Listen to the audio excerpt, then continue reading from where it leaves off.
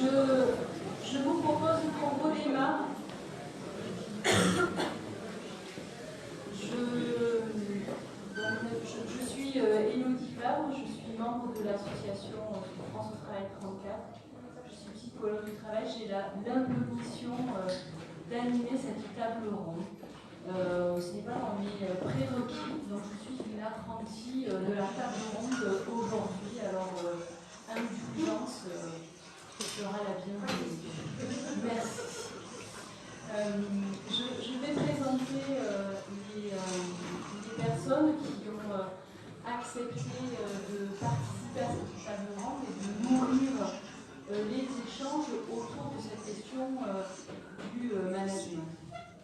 Donc, Émilie Mozazac, qui est avocate, membre de l'association France au Travail.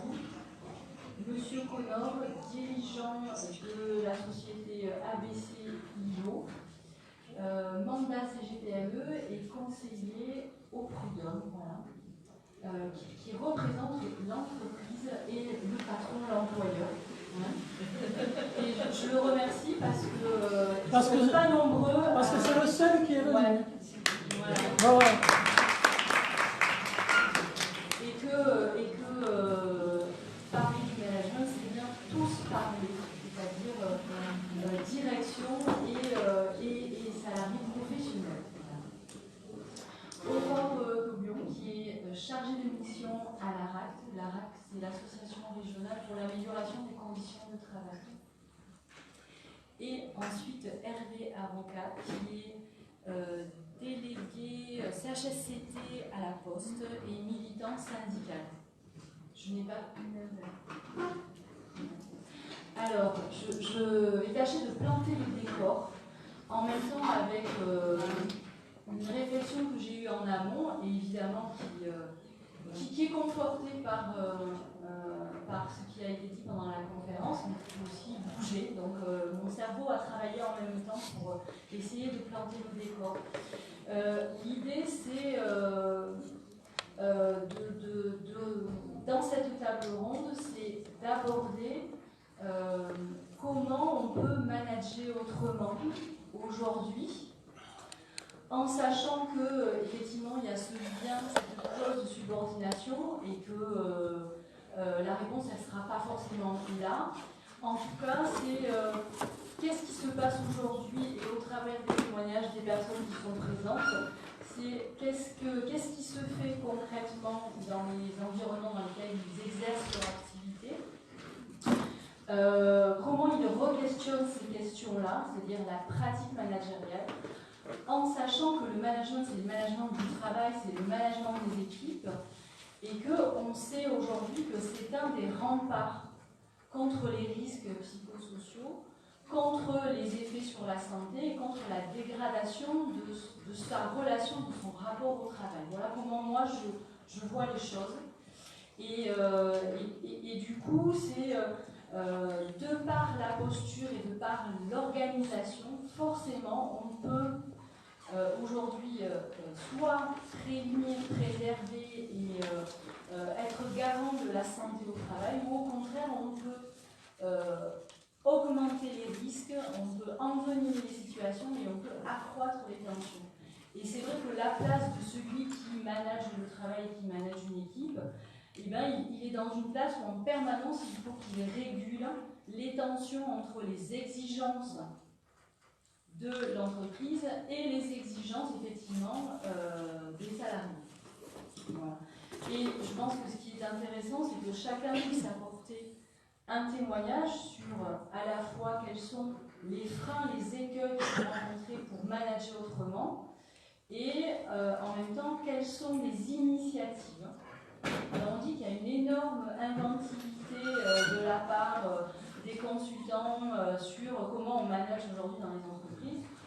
Moi je pense que c'est intéressant aussi de repartir de ceux qui les ont créés et ceux qui y travaillent au quotidien, qu'est-ce qu'eux ils peuvent apporter comme petites actions amélioration pour aller dans cette idée de je reprends le pouvoir sur ce que je fais et la manière dont je fais mon travail.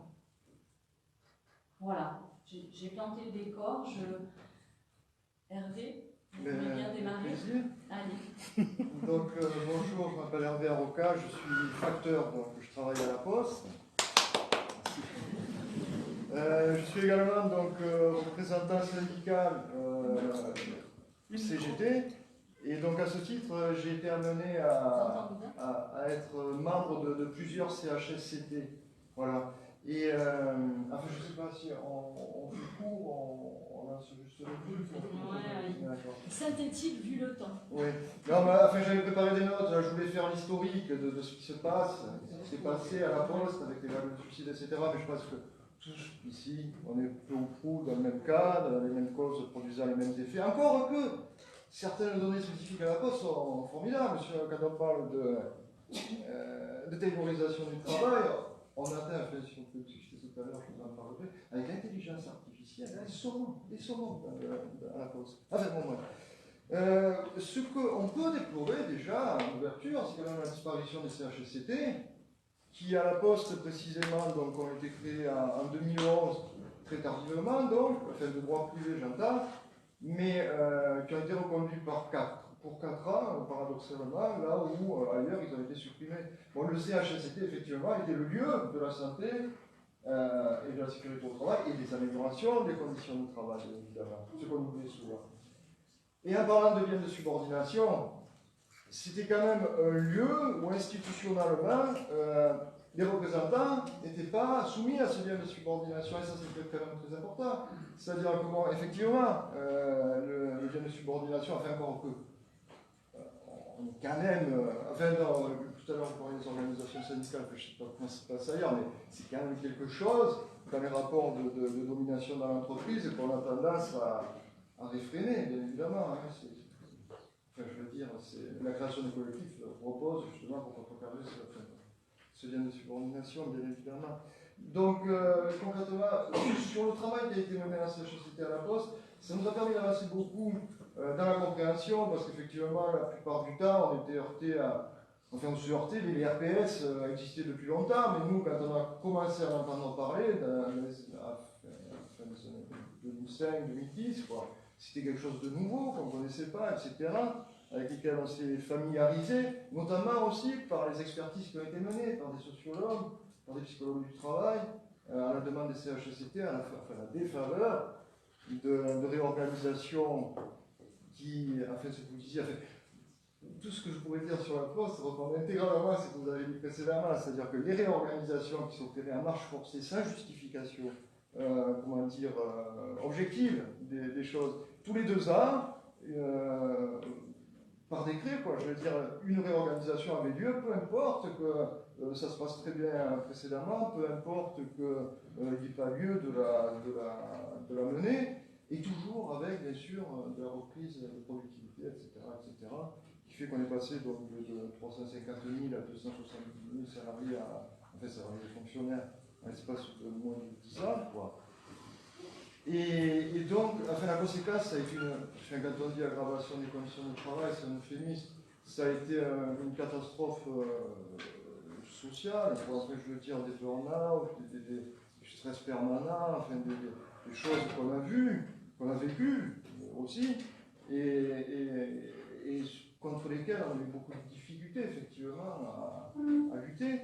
Bon, à la Poste, on va faire court avec la Poste, mais c'est vrai qu'en 2011, après justement les vagues de suicides, enfin, les suicides qui ont été médiatisés à la Poste, la direction a décidé quand même une petite accalmie qui a duré 2 ans, une pause, dans les réorganisations, avec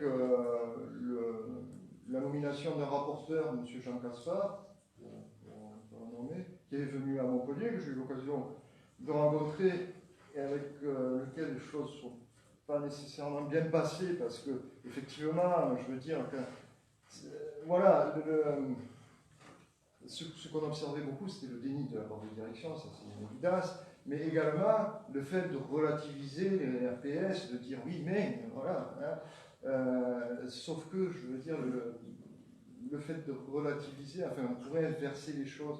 Je vais faire gros. Mais ce que vous disiez, on pourrait rebondir là-dessus, c'est vrai.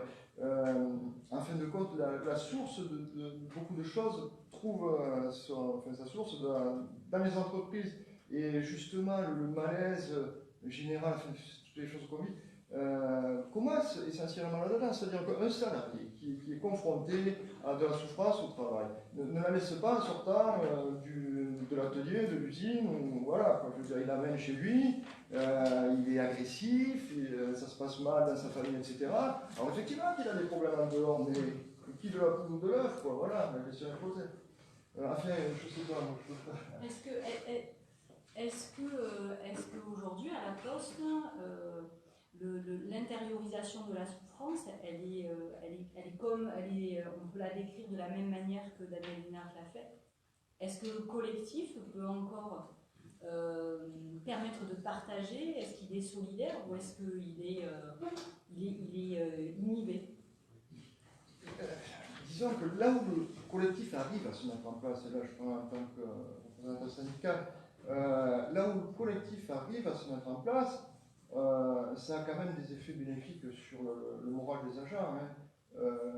Les bureaux où il ne se passe rien, où il n'y a pas de grève, etc., ce n'est pas les bureaux où ça se passe le mieux pour les agents, bien au contraire. C'est-à-dire que c'est là, la plupart du temps, où les agents sont déprimés, sont sidérés, un état de sidération, c'est-à-dire qu'ils vont travailler sans savoir pourquoi, machinalement, etc. Est-ce que ça s'améliore à la Poste? Non, non, non. Parce que, comment dire, la violence de cette organisation, enfin, qui s'est jamais démentie, mais là, atteint un degré qui, justement, parlait de l'intelligence artificielle, la Poste investit beaucoup pour faire le traitement logistique, pour le traitement de tri informatique des lettres, etc. Et cette intelligence artificielle, enfin les logiciels qui étaient utilisés précédemment, en termes de taylorisation, sont redoutables. Je veux dire, oui, voilà, le logiciel découpe la journée du travail, la journée de travail du facteur en centisecondes. Centiminutes, pardon, c'est même pas des secondes, c'est des centièmes de minutes. Qui font que telle activité est posée à pas, etc. etc. Donc tout ça mis bout à bout fait une journée de travail prescrit, sauf que ce travail prescrit n'a absolument rien à voir avec la réalité du terrain.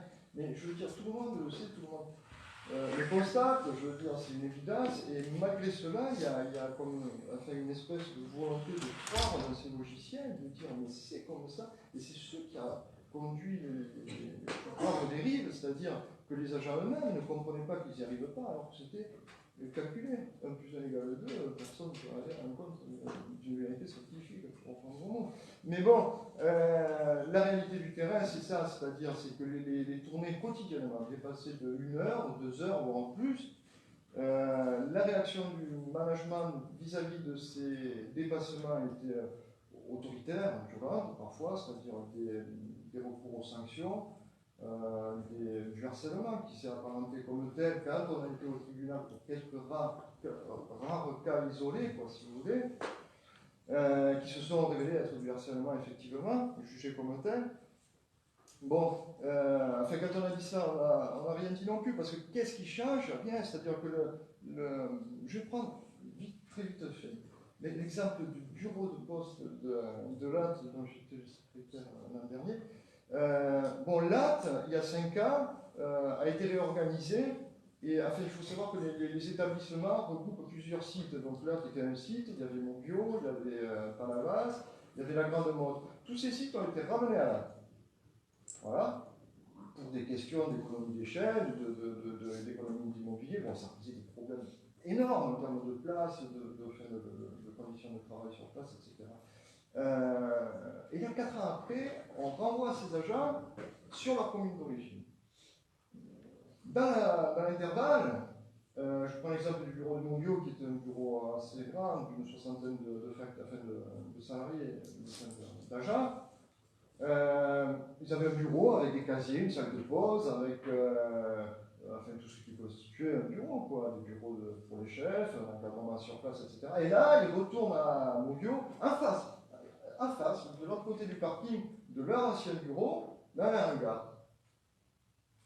Dans ce hangar, la nouvelle organisation du travail prévoit que les préposés iront chercher leur courrier, leur tournée déjà triée par une autre personne qui sera restée là, et ne font que ça. C'est-à-dire qu'ils iront prendre leur courrier dans un hangar, partiront seuls, distribueront leur tournée et rentreront chez eux. Quand on parle de... Enfin, vite fait, mais traditionnellement, la journée du facteur, c'était à peu près 3 heures de préparation en travaux intérieurs et 3 heures de distribution. Les 3 heures de travaux intérieurs, c'était donc c'était du tri général, après le tri sur chacun sur ses tournées, etc.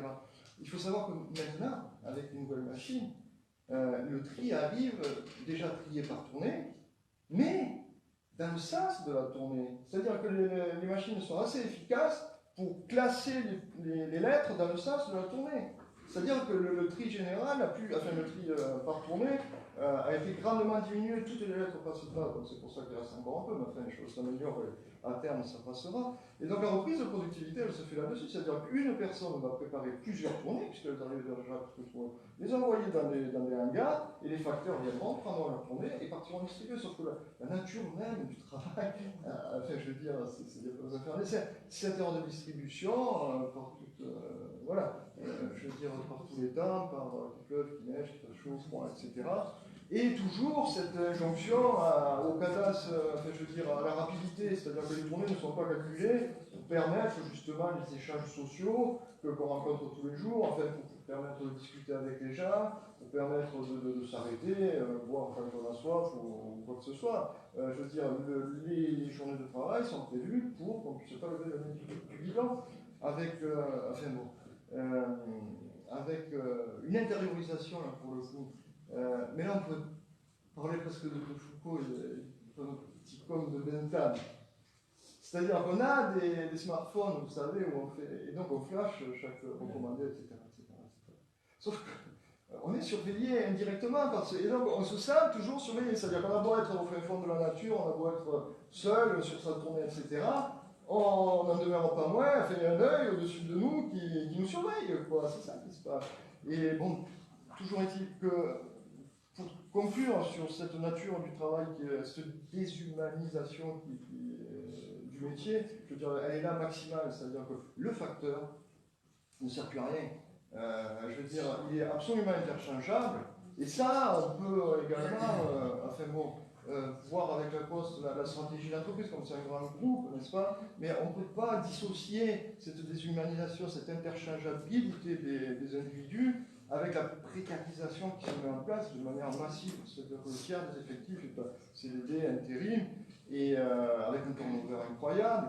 Et vous parliez de légitimation idéologique du truc, mais là, c'est même pas la peine. Alors, aux agents, on leur dit non, mais tu ne seras jamais embauché. Et les gens, ils restent employés parce qu'ils ont plus de travail. Et bon, le moral est mauvais, bien évidemment, et je ne pense pas que dans les années à venir, ça s'améliore du fait des évolutions qui sont plus, bien évidemment. Enfin, pour faire un peu. Merci. Je renvoie la question à M. Connor. Est-ce que dans les PME aujourd'hui, parce que c'est vrai qu'on a beaucoup abordé dans les grands groupes, dans le secteur sanitaire, dans les hôpitaux, est-ce qu'à l'échelle des PME, TPE, puisque c'est quand même aussi le tissu socio-économique localement aussi, est-ce qu'on a les coups des franges, est-ce qu'on peut décider de manager autrement avec du bon sens avec son équipe? Voilà.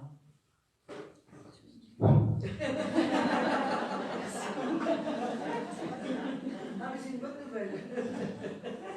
Non, mais je pense que ça me paraît important aussi de ne pas rester sur la vision binaire. Le monde du travail, la souffrance dans les grands groupes, et partout c'est pareil. Peut-être que des marges de manœuvre sont autres dans des environnements plus petits. Voilà. C'est ma note d'espoir de ne pas rester sur la souffrance au travail est une fatalité, et pas non plus basculer dans le bonheur au travail. Voilà. Merci. Bonjour, rapidement, oui, j'ai un accent du nord de Montpellier. Je représente, donc, je suis chef d'entreprise depuis 30 ans. J'ai les cheveux gris à cause de ça. Vous parlez déjà de mes problèmes capillaires. Mais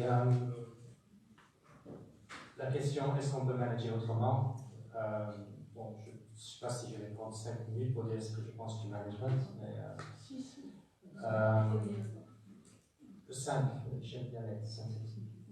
Et juste avant ça, je suis Tippins, membre du CA de la CPME Occitanie. Donc on représente 95% des entreprises dans la région. 95% des entreprises dans la région sont PME. On a parlé des problèmes des grands groupes. Les problèmes des PME sont tout autres. Et en fait, ce sont plutôt des opportunités que des problèmes. Bon. Mon cas personnel, pourquoi je suis là devant vous, pourquoi j'ai répondu à une association qui s'appelle Souffrance au travail.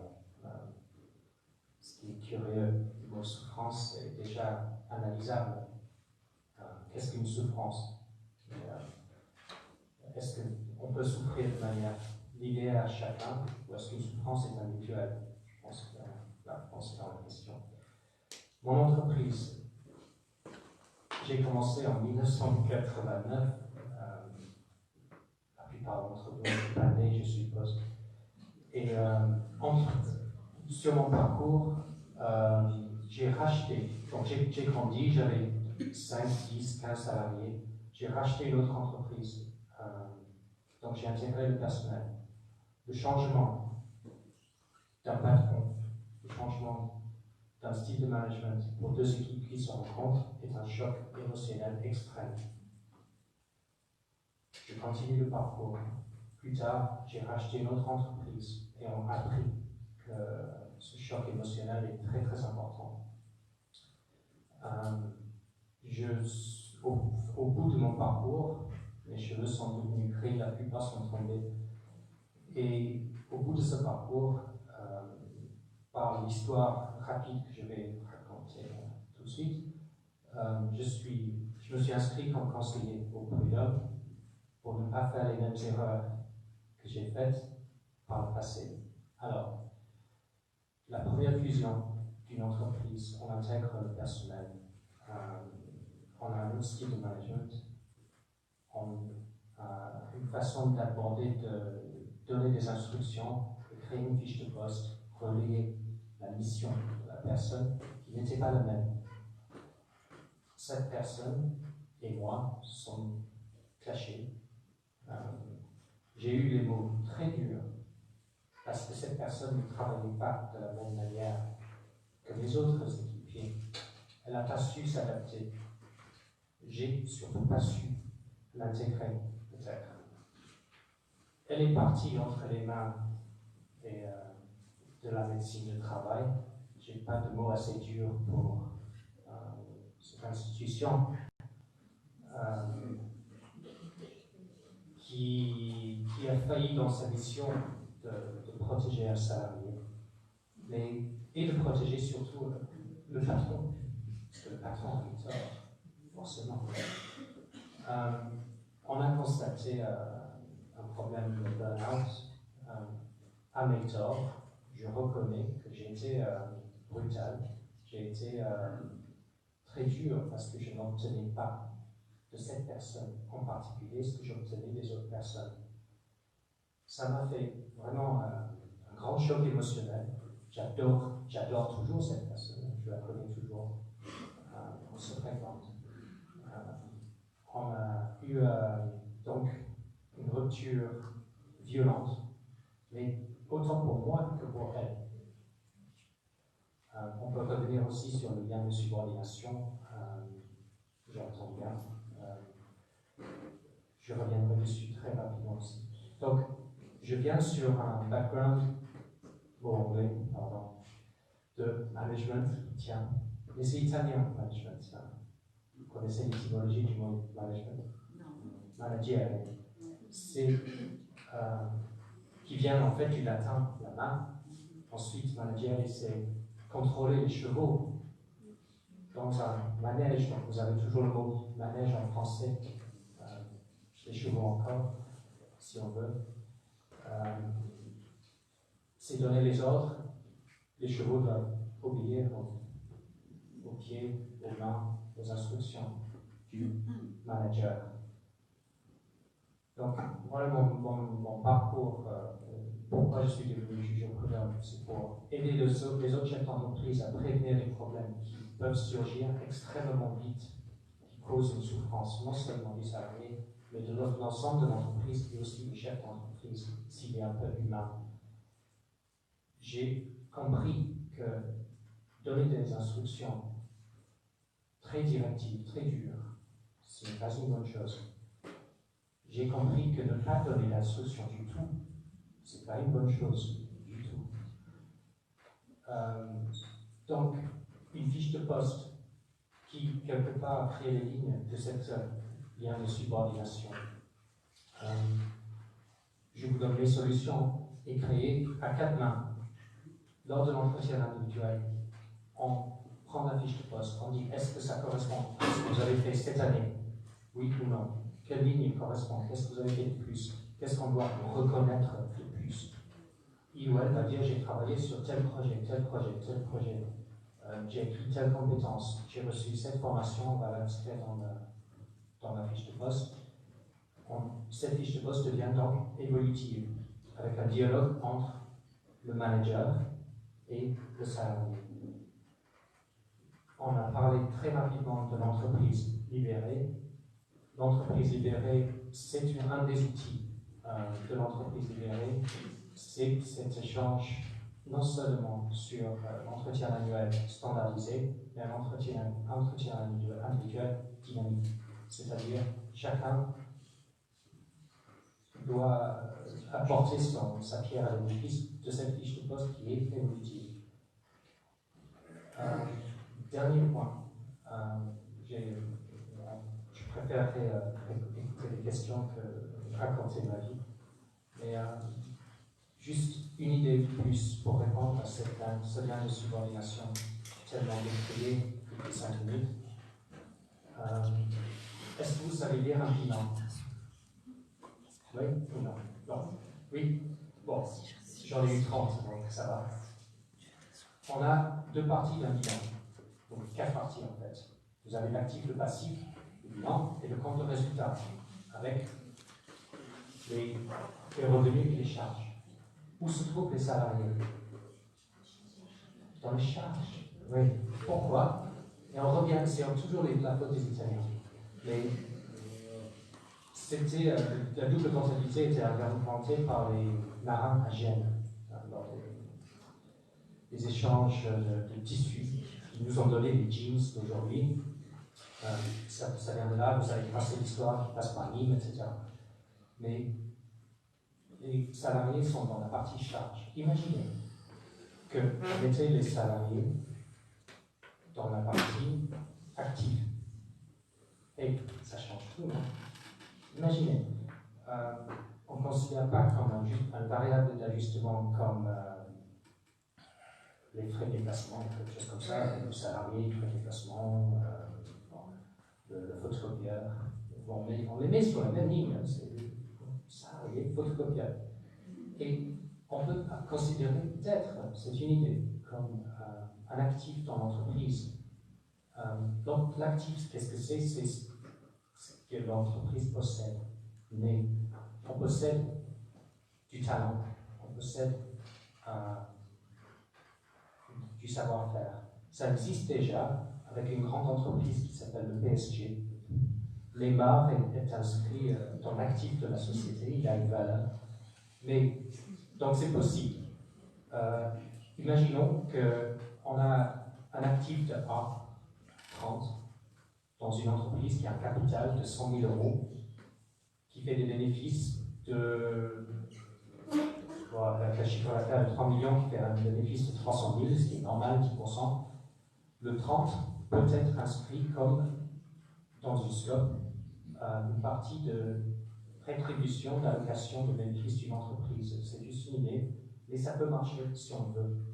Donc ça répondrait vraiment à votre question de l'adoucissement du lien de subordination, parce que l'annulation n'en est pas possible dans la configuration d'une société capitalistique, c'est carrément impossible. Moi, si mon entreprise fait faillite, je perds ma maison. Et oui, donc je suis obligé de me protéger contre les gens qui veulent ne pas travailler. Je suis obligé d'avoir, j'ai pris des risques et des obligations envers les salariés et envers la société. Je suis le code du travail. Je suis soumis à des directives de la médecine du travail, etc. Donc oui, j'ai un pouvoir de direction, j'ai un devoir de direction, mais je vous ai dit, je le fais d'une manière autre depuis cette constatation de souffrance au travail, ce qui est dur de passer par là, mais je suis devant vous pour partager cette expérience et pour essayer d'avancer sur cette relation qui n'est pas une relation face à face, patron contre salarié, c'est main dans la main. Et nous avons des commissions, nous les patrons, RSE, QVT, moi j'ai mon CSE, je suis plein d'acronymes.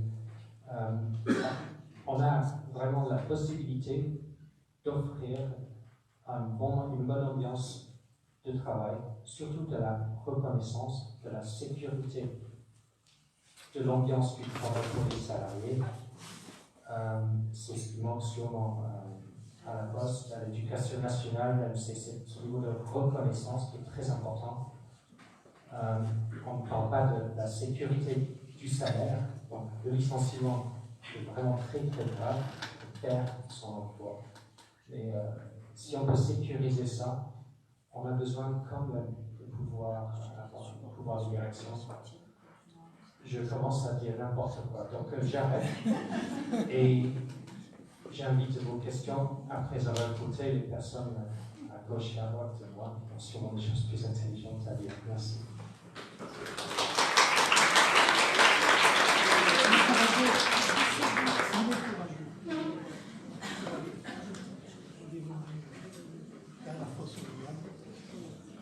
Bonjour à tous, je m'appelle Éline Olberzac et je vais tâcher de vous parler un petit peu de l'encadrement juridique du management.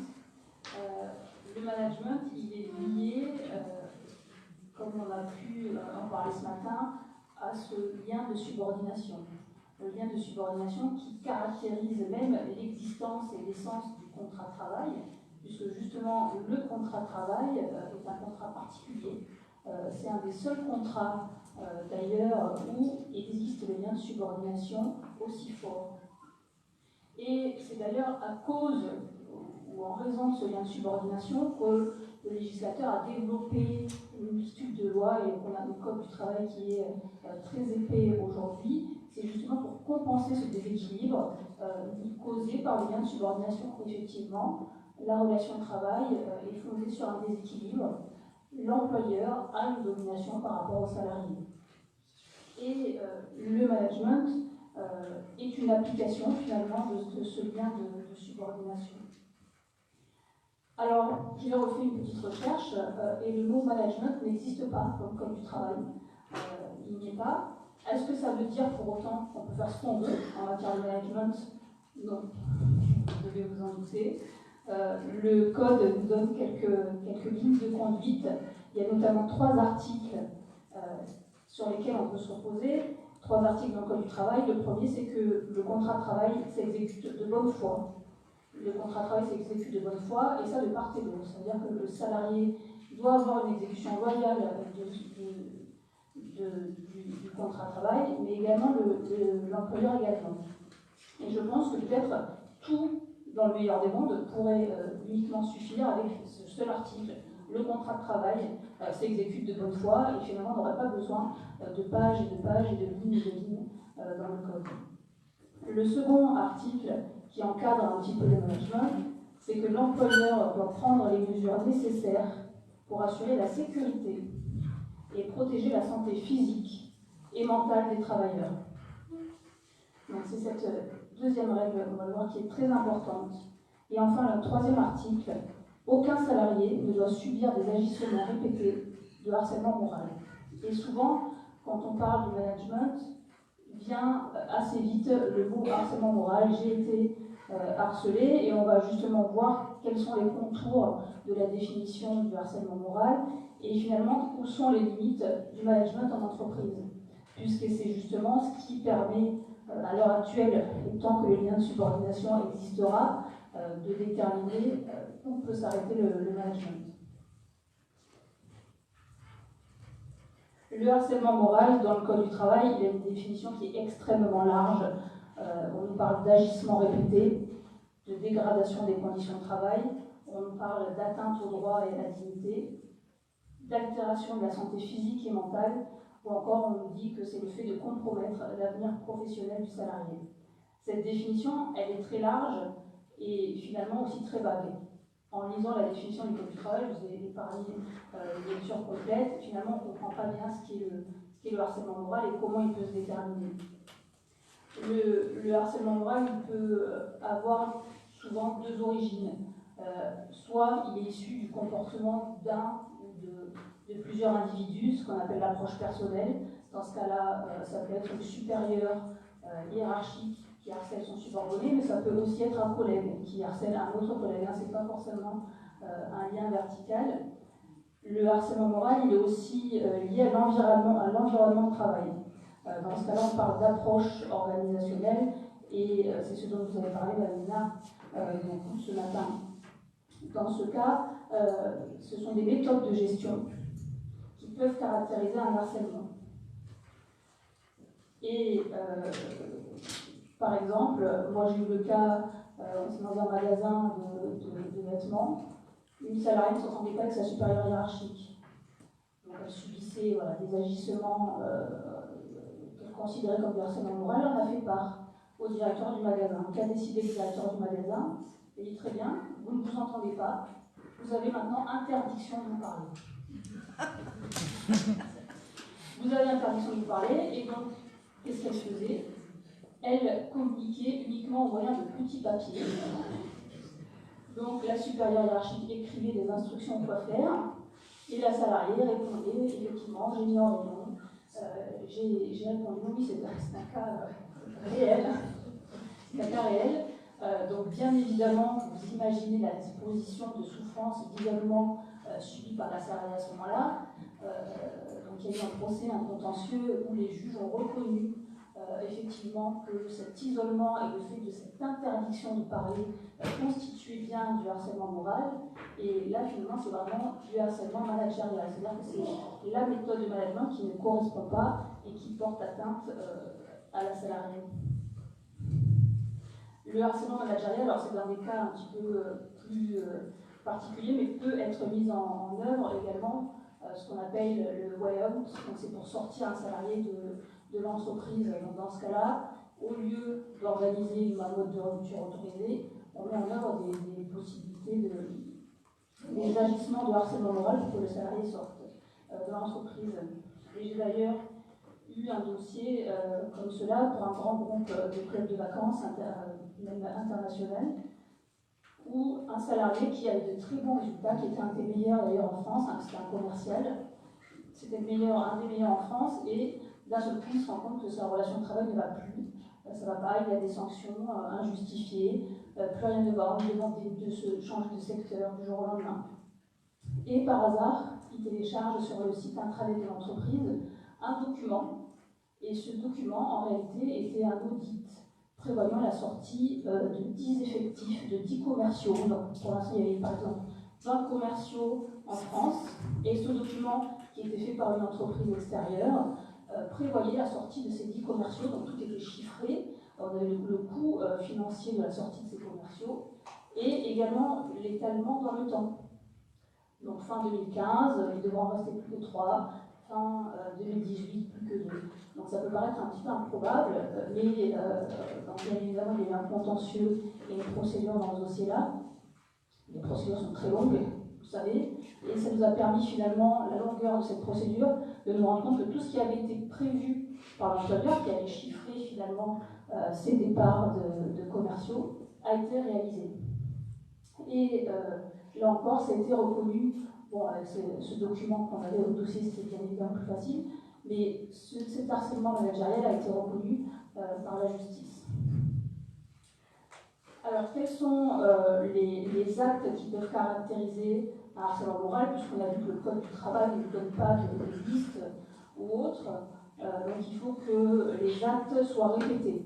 Il faut que les actes soient répétés, mais il faut distinguer le harcèlement moral de l'exercice du pouvoir de direction de l'employeur et de subordination, puisque l'employeur s'exprime dans un contrat de travail, il a le droit de donner des instructions, il a le droit de contrôler le salarié, et finalement, il faut que l'exercice de ce contrôle dépasse et qu'il y ait un abus dans l'autorité de ce lien de subordination.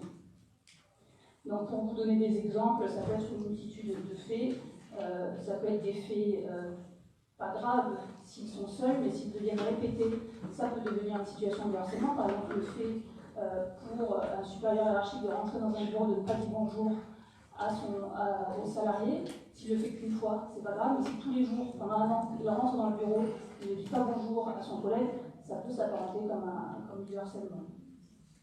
Ça peut être donc des intimidations, qu'elles soient physiques ou verbales, un accroissement effectif de la charge de travail, dans le but par exemple de créer des conditions qui favoriseraient une faute. Ça peut être la réalisation de tâches qui ne correspondent pas au poste du salarié, des tâches par exemple sous-qualifiées. Moi j'ai le cas du cadre à qui pendant 2 mois on a demandé de taper des rapports, donc de faire le travail du stélo. Ça peut être également un isolement, un défaut de fourniture de travail, c'est la fameuse mise au placard dont on entend beaucoup parler. Et encore le bore-out, donc sur l'ennui au travail, on ne donne rien à faire. Donc le salarié vient travailler tous les jours, mais il n'a absolument rien à faire. Donc tous ces exemples peuvent caractériser des faits de harcèlement moral. Comment réagir assez rapidement face à une situation de harcèlement moral? On en parlera beaucoup cet après-midi, mais ce qu'il ne faut pas oublier, c'est que l'employeur est tenu à l'égard de ses salariés d'une obligation de sécurité résultat et de prévention du harcèlement moral.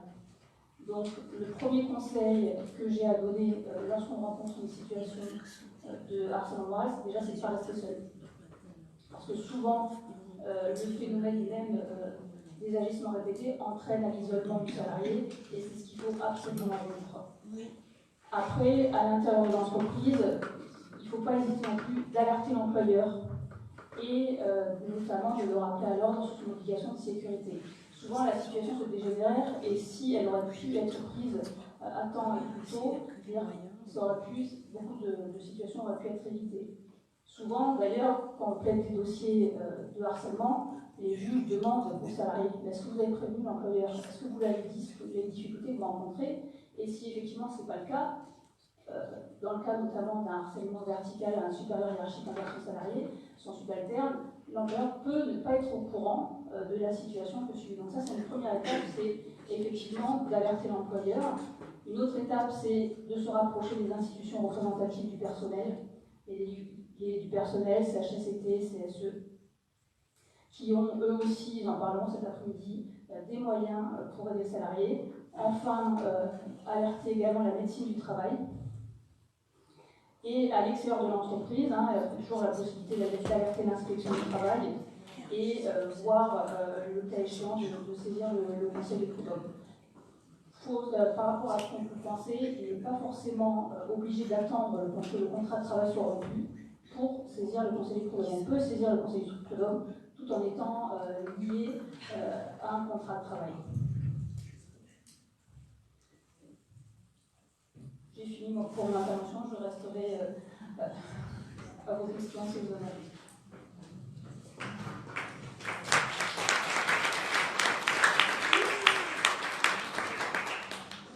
Bonjour à tous. Aurore Fabion, chargée de mission à la République Occitanie. Je voulais présenter déjà brièvement qui on est. Donc une association régionale pour l'amélioration des conditions de travail. Nous sommes une association qui est dans un réseau qui s'appelle le réseau ARACT, que vous connaissez peut-être. Nous sommes une délégation de l'Agence nationale pour l'amélioration des conditions de travail, qui elle est une agence publique, et nous sommes une association privée et paritaire. Paritaire, ça veut dire quoi? Que nous avons une gouvernance qui est de dualité représentant employeur, représentant salarié.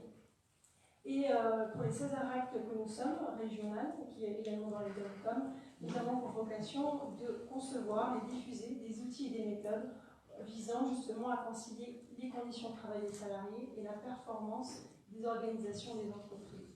C'est-à-dire que lorsque les employeurs nous sollicitent, on est dans des approches qui sont toujours paritaires, avec une volonté distincte de la direction et des représentants du personnel, pour justement les accompagner dans une démarche d'amélioration des conditions de travail, c'est-à-dire d'analyser le travail réel, l'organisation et les relations professionnelles visant une transformation du travail. Pour reprendre un petit peu ce qui s'est dit ce matin et par rapport aux différentes approches, c'est important de pouvoir aussi dire qu'on est généralement sollicité par les entreprises dans le cas de situations de souffrance pour l'entreprise et pour les salariés, c'est-à-dire qu'on a souvent des remontées que le manager est très éloigné du terrain, est beaucoup plus centré sur des activités de gestion, de pilotage d'outils de management, qu'il y a de moins en moins de temps et d'outils pour pouvoir manager les équipes, et moins de temps aussi pour échanger avec ses pairs sur les pratiques managériales. Et ce que ça influence au niveau des conditions de travail des salariés, c'est quoi? C'est que les équipes s'autorégulent, c'est-à-dire que le manager n'est plus présent, et donc pour faire face aux difficultés, aux contraintes qu'ils rencontrent, ils se régulent eux-mêmes et font face aux difficultés eux-mêmes en échangeant entre deux portes, en essayant justement de gérer la charge de travail, et qui impacte également leur santé et qui impacte la qualité du travail. Les signaux d'alerte qu'on a régulièrement, c'est quoi? C'est des arrêts de travail prolongés, c'est des mi-temps thérapeutiques, c'est des personnes qui sont désengagées mais qui démissionnent des entreprises.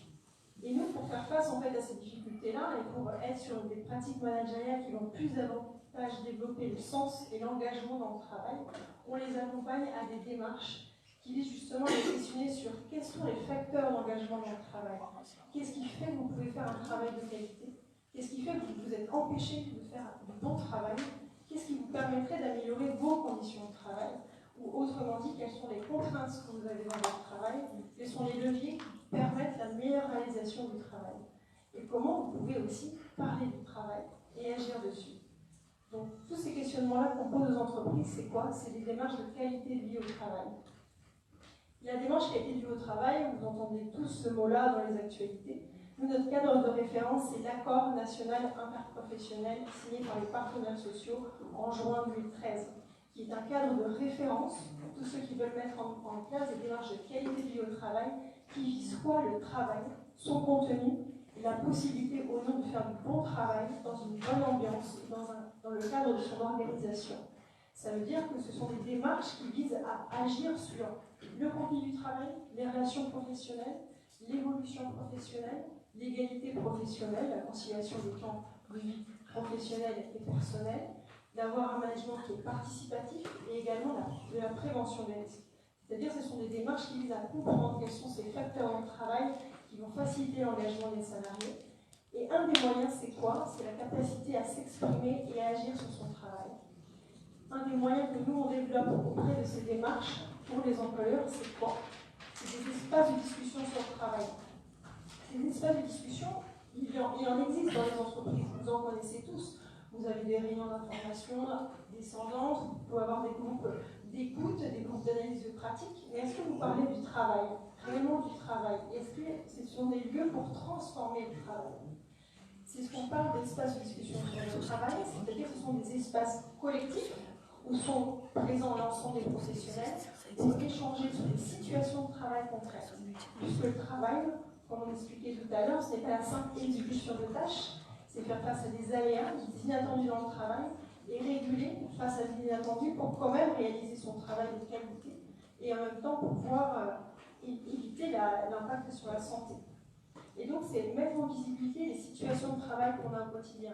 C'est-à-dire qu'ensemble, on discute du vécu du travail, de se dire par exemple, pour une équipe, je n'ai pas la possibilité d'être présent en réunion d'équipe en tant qu'animateur de formation. Parce qu'on me demande de faire un certain nombre de formations par semaine et je n'ai pas la capacité d'être présent au jour de formation. Donc je n'ai plus de temps pour pouvoir échanger avec mes collègues, pour pouvoir réguler, pour pouvoir comprendre le travail. Pareil, les managers ont les mêmes problématiques mais dans le sens inverse. C'est-à-dire que les managers ils ont énormément de réunions, mais ils n'ont pas de temps pour pouvoir échanger entre eux, pour pouvoir se poser, se dire mon travail c'est ça, c'est telle exigence, ça me demande de la concentration, d'échanger avec mes équipes, mais je n'ai pas le temps de le faire parce que je suis envahie par de multiples tâches administratives qui m'empêchent de faire mon travail et mon cœur de métier. Et donc c'est ça, ces espaces de discussion sur le travail, c'est échanger concrètement sur le vécu du travail avec un ensemble de professionnels, en ayant la présence ou non du manager, puisqu'on sait tous que parler avec son manager de ces situations de travail, ce n'est pas évident, et que parfois les espaces de discussion ils doivent être faits entre pairs, parfois en présence du manager. Et ces espaces de discussion, au-delà de parler du travail, c'est bien gentil, on fait un diagnostic, mais on est là pour trouver des transformations ensemble, co-construire des règles ensemble pour transformer ces situations de travail et faire en sorte que les aléas, que ces irritants au travail, justement, soient régulés. Ce que ça demande aussi également, forcément, c'est des règles de fonctionnement, ces espaces de discussion. Donc nous, on accompagne les entreprises, soit à nous à les animer, soit à former des référents pour créer ces espaces de discussion, où forcément il faut savoir la durée, la fréquence, qui est présent, quelle est l'utilité, quelles sont les compétences d'un animateur. Il faut aussi savoir animer ces espaces de discussion, savoir aussi les réguler, parce qu'on est là pour parler du travail, on n'est pas là uniquement pour parler de sa souffrance, on est là pour parler des situations qui sont contraintes, des situations qui sont aussi ressources, c'est-à-dire d'expliquer qu'est-ce qui fait qu'on arrive quand même à faire le travail, qu'est-ce qui fait que tous les matins on arrive quand même à arriver au travail et à faire le travail que je vous ai demandé. Donc ça demande vraiment des règles de fonctionnement permettant aux personnes de débattre sur la réalité du travail et de trouver des actions concrètes. Forcément, on va se dire comment on arrive à faire tout ça alors qu'on parle d'un monde qui est quand même assez compliqué dans le monde du travail. Eh bien, par exemple, on a une association qui est venue, qui nous a dit, voilà, on a énormément d'arrêts de travail, on souhaite mettre en œuvre un management bienveillant parce que ça ne fonctionne pas dans le collectif. On est avec des personnes qui sont là depuis 20 ans dans une association, avec 3 démissions, et on ne sait pas quoi faire. On n'arrive pas à parler sur le travail, on n'arrive pas à comprendre qu'est-ce qui ne fonctionne pas. Et elle s'est dit, voilà, dans son projet associatif, en termes de stratégie pour l'association, c'est d'indiquer qu'elle souhaite mettre en place une démarche de qualité de vie au travail, avec un développement d'un management qui est bienveillant. Et là, c'est une vraie décision des coprésidents du bureau, du conseil d'administration, d'aller sur une démarche de qualité de vie au travail, de comprendre quels sont les leviers dans le travail, quelles sont les contraintes dans le travail, pour justement donner l'autorisation de discuter sur le travail et de débattre sur la réalité du travail. C'est aussi reconnaître pour une entreprise à un niveau stratégique, à un niveau de gouvernance, que le travail réel, c'est aussi dialoguer et c'est également réguler. Ce n'est pas uniquement d'exécuter des tâches par rapport à la prescription, par rapport à des normes, par rapport à des fiches de poste. Donc il y a une réelle prise de conscience que nous, quand on accompagne les entreprises, il faut que ça soit décidé paritairement, mais également à un niveau très stratégique. Pourquoi ? Parce que sinon ça ne fonctionnera pas. C'est-à-dire que les échanges, les espaces d'échange ne vont pas être faits sur le travail et il n'y aura pas d'action concrète. Les actions concrètes, c'est quoi ? C'est de dire qu'une entreprise, elle est prête de changer ses modes de fonctionnement, ses modes d'organisation et ses pratiques managériales. Et d'être prêt à aussi se faire surprendre par des nouvelles pratiques sur le travail. Et on leur dit que quand ils essaient de justement transformer l'essai et de se dire voilà, je mets en œuvre des actions concrètes, c'est de se dire que ce soit des actions expérimentales. Ce ne sont pas des actions gravées dans le marbre, même si elles sont exposées et remontées par le personnel qui est au plus près du travail et également par le manager, c'est de se dire on va mettre en œuvre telle action, mais on va l'expérimenter, on va la tester, on va se donner des indicateurs qui soient ajustés, qui soient plus près du travail, pour pouvoir voir justement est-ce que ça fonctionne ? Si ça fonctionne mal, est-ce qu'on a besoin de réajuster ? Est-ce qu'on a besoin de retrouver une autre action ? Et justement, c'est une vraie participation de l'ensemble des acteurs de l'entreprise à parler de leur travail. Parler du travail, ce n'est pas que les équipes, c'est aussi les managers qui ont droit aussi à leur temps d'échange, d'espace d'échange sur le travail et trouver des règles qui soient co-construites mais testées.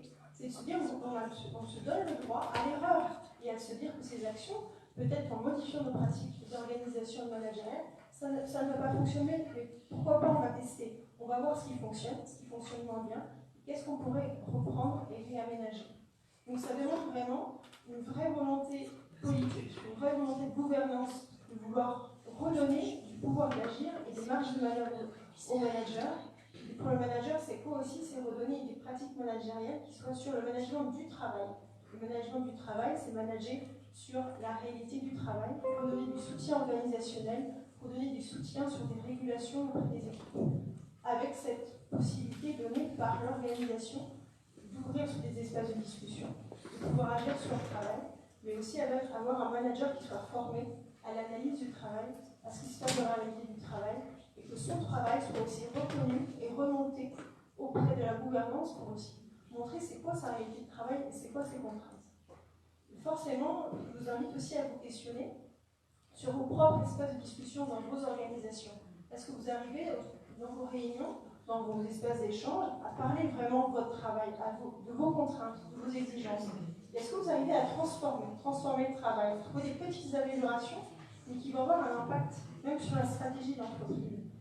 C'est aussi se poser la question, est-ce qu'on a, nos organisations autorisent le dialogue sur le travail? Et voilà, c'est notre approche qu'on essaie de développer auprès des entreprises, qui portent leurs fruits au fur et à mesure du temps, mais qui a vraiment besoin de pouvoir remettre en débat ce travail sur le travail réel et trouver justement des actions au plus près des terrains par ceux justement qui exécutent le travail. Voilà pour résumer en synthèse.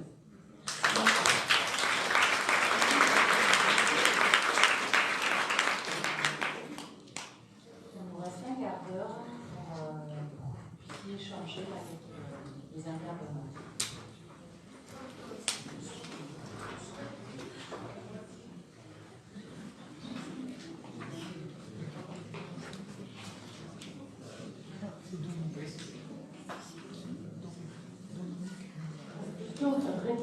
Conan, et après d'autres témoignages, je ne sais pas voir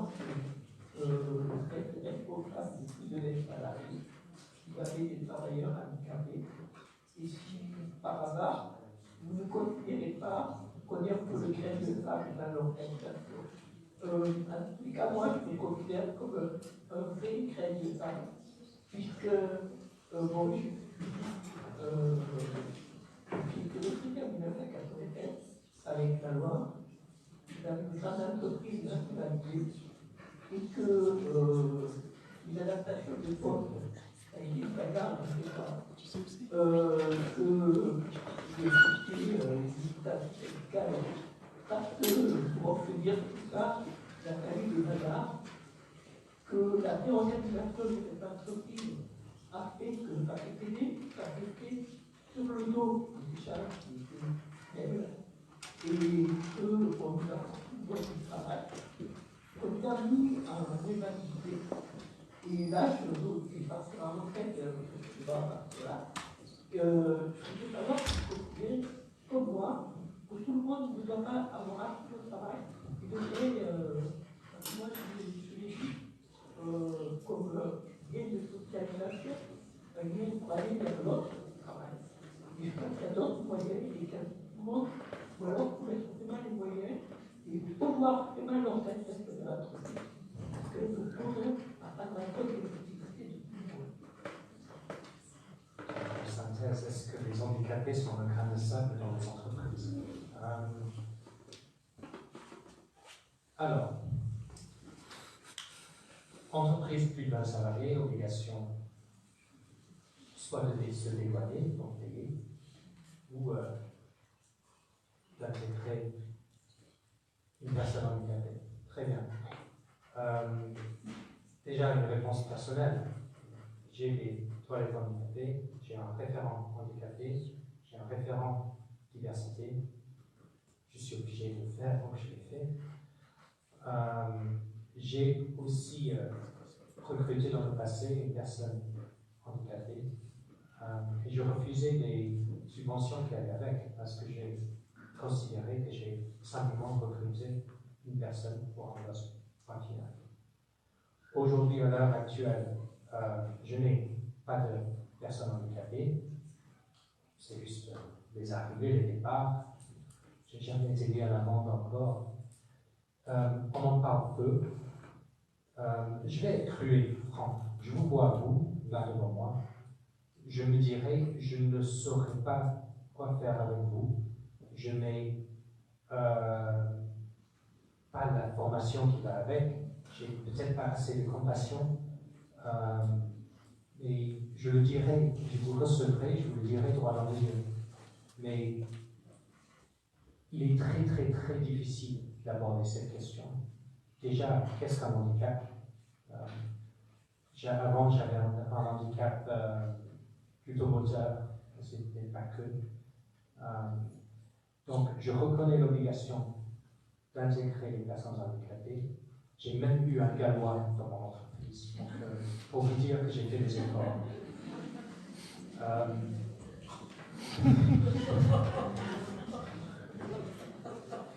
Mais la question est vraiment importante. La question doit être mise en avant tout autant que la souffrance au travail.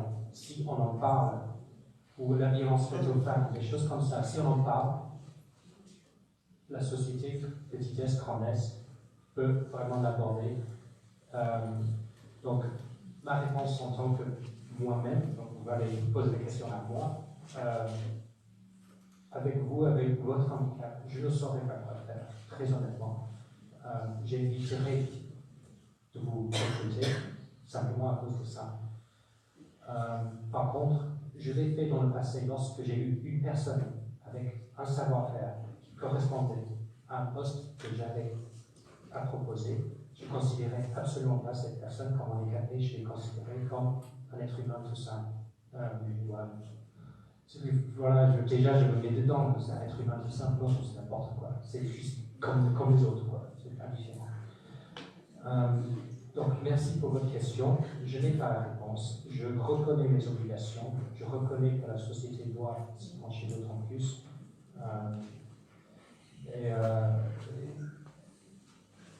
Et voilà. Mais j'ai adapté mon entreprise. Donc, j'ai des clients en fauteuil. Ils peuvent aller aux toilettes, on les accompagne. Il n'y a aucun problème. J'ai des référents handicapés. Je suis un des référents handicapés moi-même, donc je me suis engagé. Je reconnais que c'est important.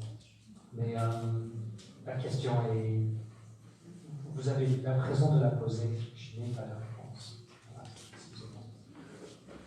J'espère que je n'ai pas été trop franc.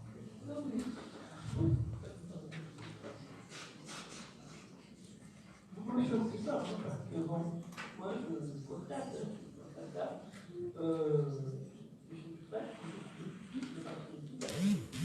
j'ai travaillé, c'est clair. Alors que là-dedans, quand j'étais comptable de culture, il y avait du travail pour les comptables. On a internalisé la comptabilité. De là, on a créé des difficultés. Ça passe 3 mois quand on parle de harcèlement, de la multiplie. Et puis, ça ne fait pas tout à fait mon job. Puis bon, on a replacé le problème de formation. On a eu des difficultés complémentaires et de trouver des services de formation adaptés. Parce que c'est pas seul. Ça explique tout ça. Et puis tous les problèmes qui se cumulent. Du versement avec comment, l'hôtel, etc. Tous les problèmes qui se cumulent. Alors, on refait comme la preuve de travailler handicapé. Mais la réalité, je ne sais pas pourquoi on n'arrive pas. La réalité, c'est qu'on ne peut pas. On n'a pas la volonté de le faire. Et la volonté, au niveau de l'entreprise, je suis entrepreneur, j'ai des moyens très limités. Mais au niveau de la société, au niveau de l'État, au niveau des collectivités, non plus.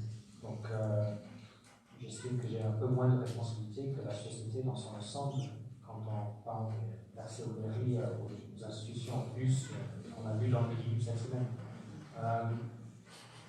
Donc, très conscient des obligations, surtout au niveau personnel, mais très difficile à sauver le monde tout seul.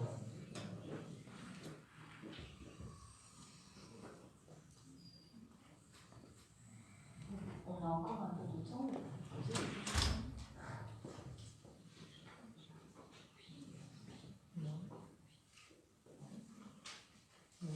Micro, Mike.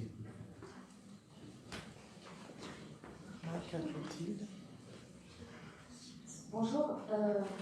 Alors, désolée, j'avais une question pour vous aussi. Alors, déjà, je vous remercie d'être venu ici parce que je pense que c'est pas facile. J'avais une question pour vous. Vous avez parlé de la médecine du travail tout à l'heure. J'ai senti un certain énervement de votre part sur la médecine du travail.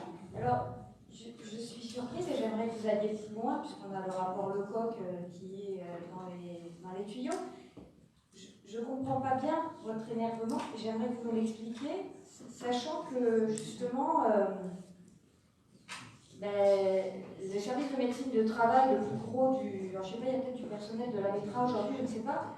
La METRA, c'est le gros service de santé au travail de Montpellier, puisque 117 000 salariés, j'imagine que c'est de celui-là dont vous dépendez. Et justement, la présidence du service de santé à METRA était au MEDEF et est maintenant à votre organisation syndicale. Donc j'aimerais comprendre pourquoi vous... D'où vient cet énervement alors que c'est vous qui dirigez ce service de santé? Je ne comprends pas bien. Je me suis dit, quand j'ai dit ça, j'avais... Alors, nous payons les visites médicales, très bien. Il y a le secret médical, très bien. Lorsque on constate un problème, le médecin du travail, en fait c'est le dernier recours quelque part, le médecin du travail, commence à avoir une relation écartée de l'entreprise. Avant mon problème, voilà, quand j'ai causé ce problème, nous avons mutuellement causé un problème de burn-out, de rupture de contrat à cause de mésentente, on l'appelle comme on veut. On s'est arrêté à harcèlement en dessous. La médecine de travail a pris cette personne et l'a éloignée de moi, éloignée de l'entreprise. Il y avait une barrière, un point de non-retour, plus de dialogue possible. Ce que j'ai reçu comme message, c'est que votre faute, entre guillemets, ce n'est pas avoir préparé le terrain en amont, ne pas avoir prévu que vous alliez avoir un problème. Donc, cette rupture allant vers un avis d'inaptitude au poste, etc., est impossible à comprendre pour un chef d'entreprise non juriste. Ensuite, la procédure appliquée, le reclassement, il faut vraiment faire confiance aux hommes et femmes en noir pour bien le comprendre, parce que c'est pas des prêtres. On est perdu, on est vraiment perdu. J'ai été plongé dans un tunnel juridique profond à cause de la METRA par une impossibilité de dialoguer avec mon médecin de travail. Par la suite, donc, revers de la médaille, j'ai invité la METRA à venir dans l'entreprise, à établir la fiche de l'entreprise, à m'envoyer un psychologue pour m'expliquer les RPS, etc. Donc, je sais maintenant faire appel à la METRA. Et je connais parfaitement les risques de chaque chef d'entreprise qui va se fricoter à la METRA lors de cette phase de rupture de travail allant vers l'inaptitude. Énormément de dossiers devant nous au prud'homme intègrent cette notion d'inaptitude et beaucoup de chefs d'entreprise viennent devant nous en disant je comprends rien, c'est vraiment difficile.